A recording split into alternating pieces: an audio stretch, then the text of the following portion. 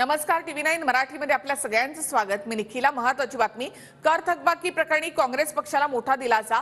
लोकसभा निवडणुकीपर्यंत कोणतीही कारवाई करणार नाही, प्राप्तिकर विभागानं सुप्रीम कोर्टामध्ये हे स्पष्टीकरण दिलेलं आहे।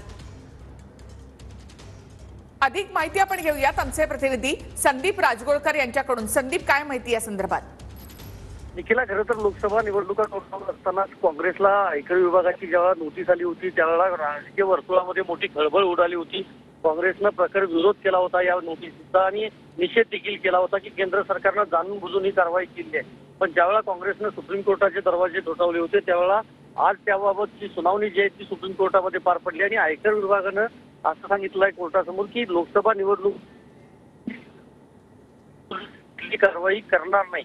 त्यामुळे सध्या तरी हा काँग्रेसला एक मोठा दिलासा म्हणता येईल, कारण काल देखील आपल्याला माहिती आहे राहुल गांधी यांनी जेव्हा रामलीला मैदानावर भाषण केलं होतं त्यावेळेला त्यांनी देखील म्हटलं होतं की निवडणुकीमध्ये आम्हालाच आमचे पैसे वापरायला मिळू नयेत असा हेतू ठेवून खरं तर ही नोटीस आम्हाला दिली आहे किंवा ही कारवाई आमच्यावर करण्यात येते असं त्यांनी म्हटलं होतं। मात्र 24 तासातच आता आयकर विभागानं स्वतःच सांगितलेलं आहे की लोकसभा निवडणुका होईपर्यंत म्हणजे निदान जूनच्या पहिल्या आठवड्यापर्यंत तरी काँग्रेसकडून कुठली आता वसुली केली जाणार नाही। त्यामुळे काँग्रेसला हा एक मोठा दिलासा म्हणता येईल की जेणेकरून त्यांच्या पक्षाचा जो निधी आहे तो पण त्यांना वापरता येईल आणि जी नोटीस दिली होती त्याचा निधी सध्या भरावा लागणार नाही। धन्यवाद संदीप एकूणच माहितीबद्दल।